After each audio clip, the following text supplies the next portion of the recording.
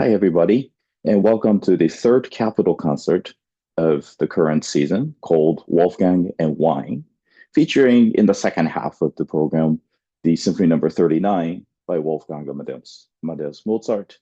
Um, and then in the first half of the program consists of two what we call sort of mini concertos, a concertino type of works. First, opening with a work dating from 2012 by American composer Gabriela Elena Frank, her work called Concertino Cusqueño. And in that piece, the concerto is really for the groups of musicians within the orchestra. So that's sort of the concerto concept in that piece. And then the second part of the first half of the program, we have the duet concertino written by Richard Strauss, very late in his life, in 1948. He was in his mid 80s at the time. And in this piece, the main soloist, the duet part of the concertino, features Joe Eller, our principal clarinetist, and Patrick Herring, our principal bassoonist. Now, even within the orchestra, for the Strauss, there are many moments in which the principal string players of the orchestra are featured sort of separately from the rest of the strings in that. So there's almost like a solo group within the orchestra in this mini concerto that features clarinet and bassoon as well. And then in the Mozart, it's the in this context, Mozart's Symphony Number 39 becomes almost like a concerto for the whole orchestra. In a way, it is a dazzling work.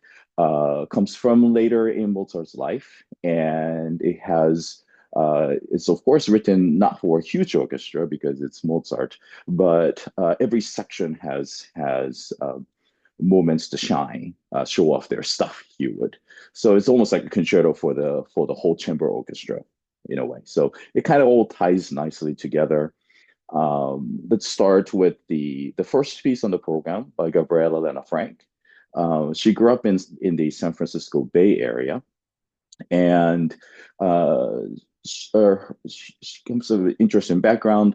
Her mother is was Chinese Peruvian, and her father was Lithuanian Jewish background. So she kind of combines those elements. But a lot of her pieces do draw on sort of the Peruvian musical ideas, folk music, or legends, the stories that are from Peru, especially in the mountains of Peru. No exception for this particular piece. So Cusqueño, she takes us to the ancient city of Cusco, which is near Machu Picchu, not too far from there. And she quotes in this piece the very first idea you hear is a duet.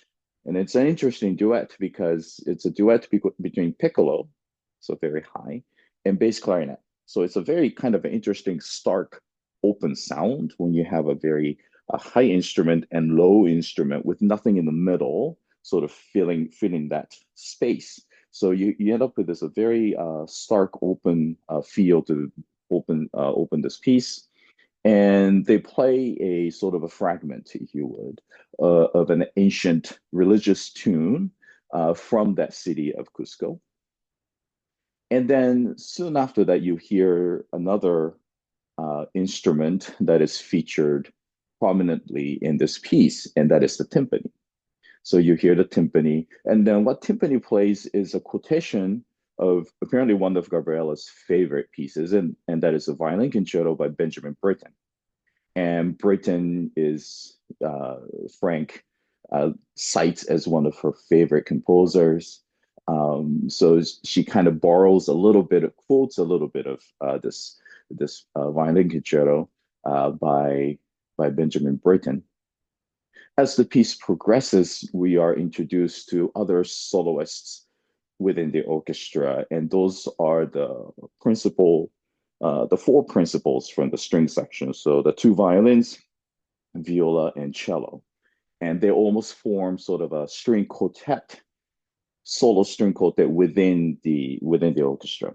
So you will hear, and sometimes what she does is oftentimes she would pair the viola and cello together in a duet manner, and then followed by sort of the two violins forming the other duet group.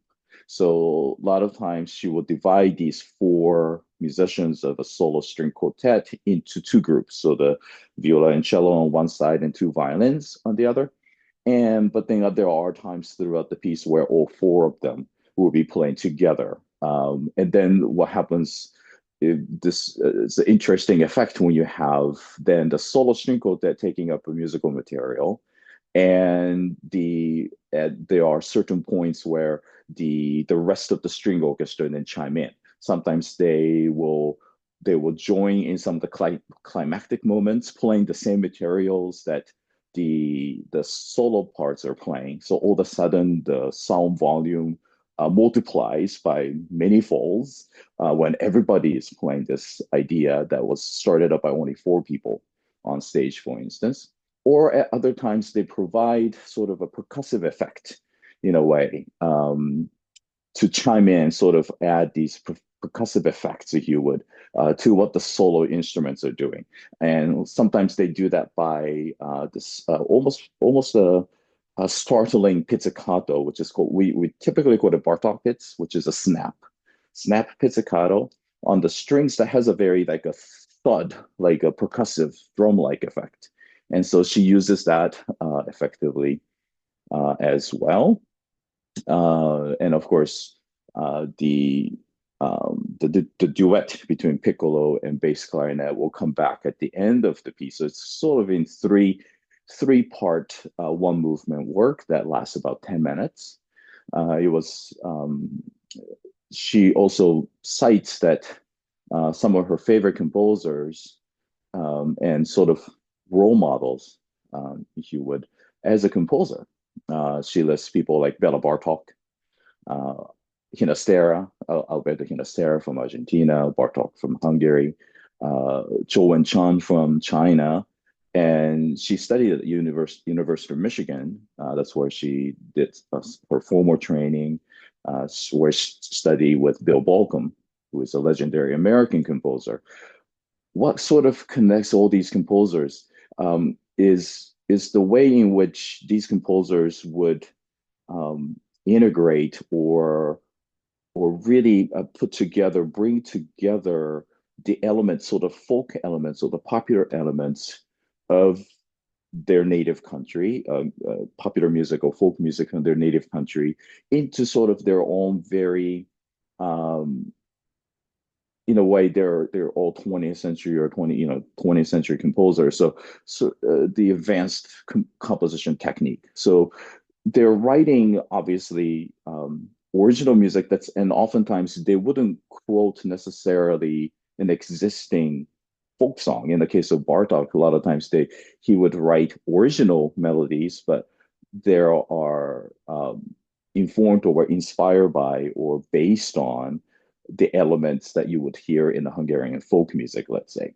So it's original music, but it's very heavily influenced by folk elements, and that becomes sort of a building block for their compositions. And so sometimes, Gabriella would quote actual folk song, like in this case, a very fragment of a religious tune at the beginning, and of course quotes a fragment of a piece by Benjamin Britten. But in a lot of her music, she writes these are original tunes, but very much evokes the spirit or the sound of the spirit of Peruvian folk music. It was written originally for the Philadelphia Orchestra back in 2012. And with that orchestra, she has a very close connection, serving as its composer in residence at one point. Very interesting, inspiring story. She was born with hearing difficulty, and she's been wearing using hearing aids since she was 5 years old. But even with that, she was improvising, kind of making up. She started learning the piano when she was young, and she would sort of improvise, composing really, but she wasn't at the time. during her childhood, she states how she didn't think to actually notate them down. So they almost kind of became improvisations. When she was in high school, she had attended a summer camp that was hosted by the San Francisco Conservatory of Music. And that's where she became really fascinated by the idea of composition and writing things down for her to perform and for others to perform. And that's how sort of how she got her start. So now to give back, she's created this academy for aspiring young composers. A lot of them are pre-college young students who have that creativity and that spark and inspiration, and to guide them as well as performers also out in California. She's one of my favorite composers, and I've done a few pieces by her uh, over the years, but this is our first time doing this particular piece and sharing it with this orchestra and with you on this weekend's concert, and I'm sure you'll love it. And then after this piece, we have, as I mentioned, a piece by Richard Strauss, his late work, Duet Concertino, that features Joe Eller on the clarinet and Patrick Herring on the bassoon. And the orchestra consists of a string orchestra and harp in this piece. As I mentioned earlier, the string orchestra, again, in this case, the solo now including the principal bass, so solo quintet. Sometimes he has an extra viola and a few of the other instruments, but essentially it becomes a, ways what concerto form started back in the Baroque era. And that was then sort of the contrasting texture. That was sort of the goal for these Baroque composers. So they would divide the orchestra into what they would call ripieno, which is the everybody else, so the whole ensemble, versus concertino. So it's the solo group. And during the Baroque era, it might be a violin solo, but then there would always be a basso continuo part. So it might be violin, a cello, and harpsichord, let's say. So those three would form a concertino group that's sort of featured against the backdrop of a piano, the entire ensemble. And Strauss, in a way, kind of brings that practice back a little bit in this piece. So you have the two soloists up front on the clarinet and bassoon, and then, but the piece starts out with this very much intimate chamber music that is performed by the principal strings. And then that kind of sets the stage for the very first entrance by the clarinet.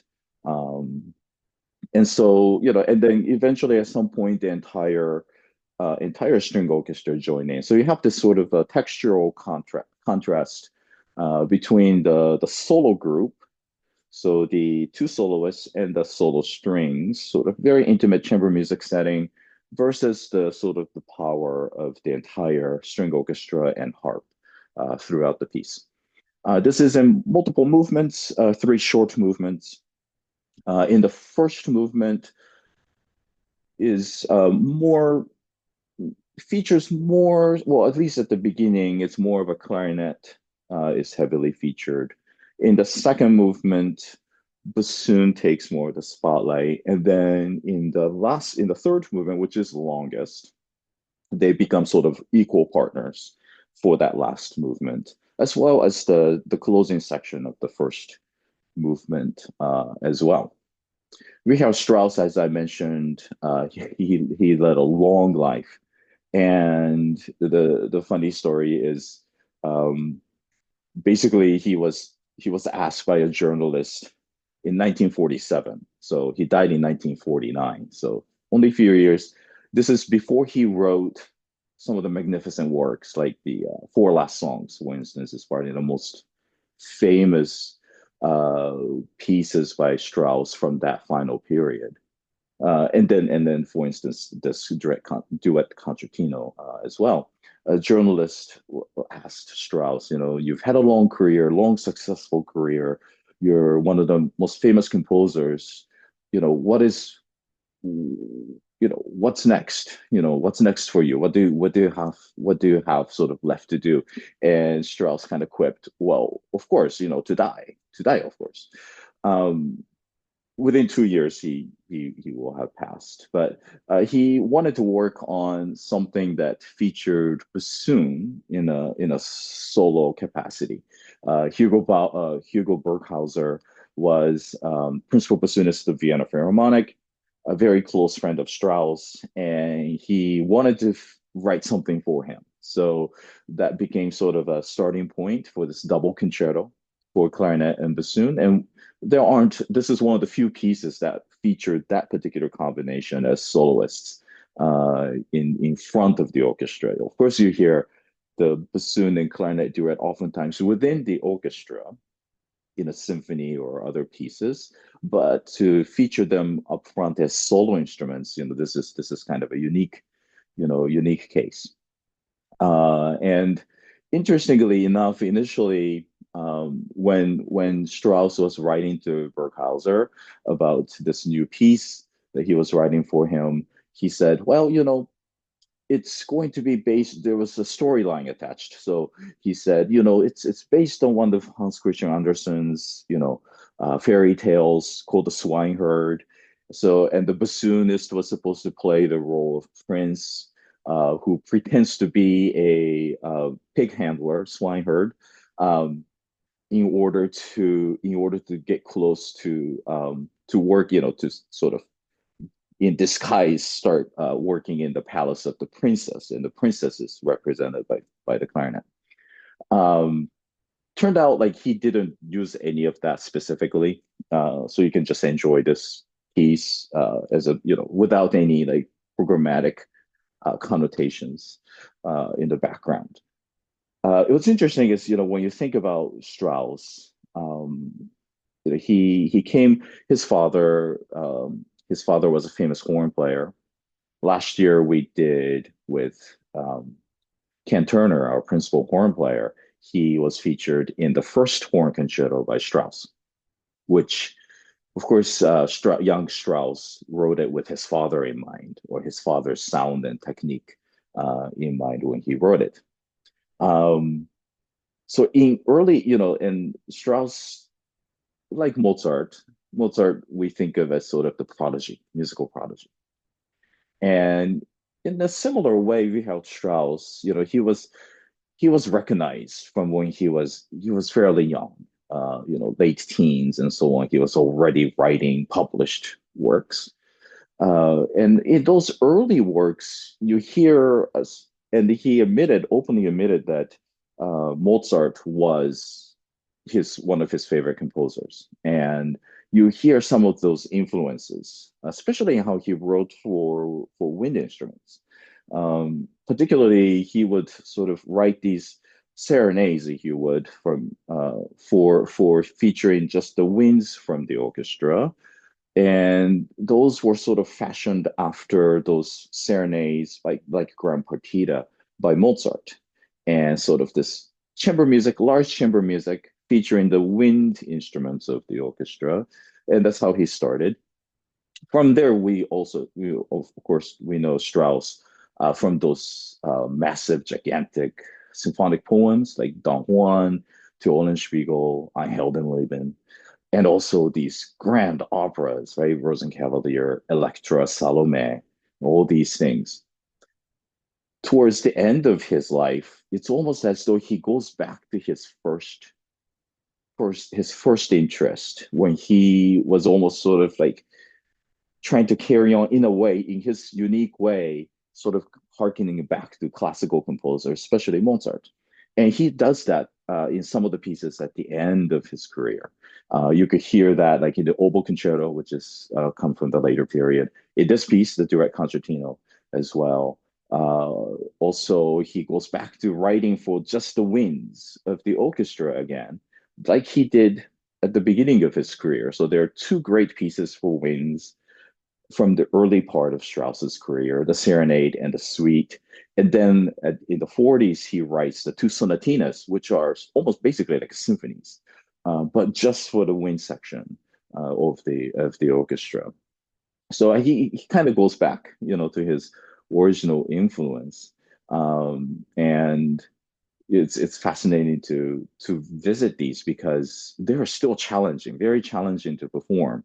Uh, but you're required to execute them with this sort of the elegance and simplicity, if you would, of something like a Mozart or a Haydn. But the actual notation or actual technique required is quite a bit. So it's one of those things. It's very hard to perform, but you have to make it sound easy, and that's sort of the real challenge of the late Strauss. And this piece is no exception. And it's not a piece that one gets to hear that often in concert. So hope you get a chance to enjoy our principal Joe and Patrick, our principal soloists, as well as our orchestra uh, present this piece to you. And then after the intermission, of course, we have the Symphony Number 39 by Mozart. Uh, it forms the sort of there's a triptych, if you would, of the final three symphonies by Mozart: 39, 40, which is the opening of the G minor. Number 40 is quite famous, and the number 41, which has the sort of, when it was published, it was called Jupiter, and that's also a very famous one as well. Number 39, it's in four movements, and it has a very majestic, slow introduction before the main allegro portion of the music starts. And it's very much, there are, especially for instance, like in the second movement of the symphony, which is a slow movement of this piece. There's a lot of sort of it's only written, of course, only for the instruments, but there's the sense of operatic drama, if you would, that's inherent in a lot of this writing, especially in the slow movement, which is one of the hallmarks of mature Mozart works for orchestra, like this one. The third movement is a minuet, but it's really more in the style of Landler. So more of a peasant or country, if you would, more of an Austrian country dance in a way, rather than like a courtly minuet. It's sort of more of a country dance disguised as a minuet is sort of the third movement of this. And then the last movement is interestingly enough, it's the second and fourth movements of this symphony. Um, they're every orchestral audition a violinist has to take.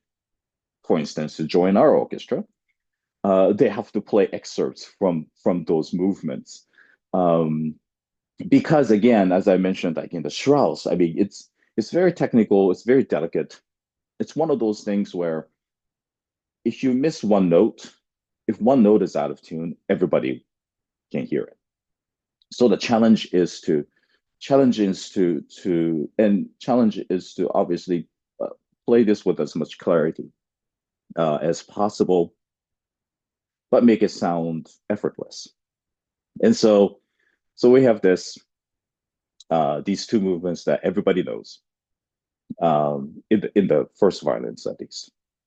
And so it is an example of the energy and virtuosity that is called upon for the entire orchestra in this last movement, which is a lot of fun to perform.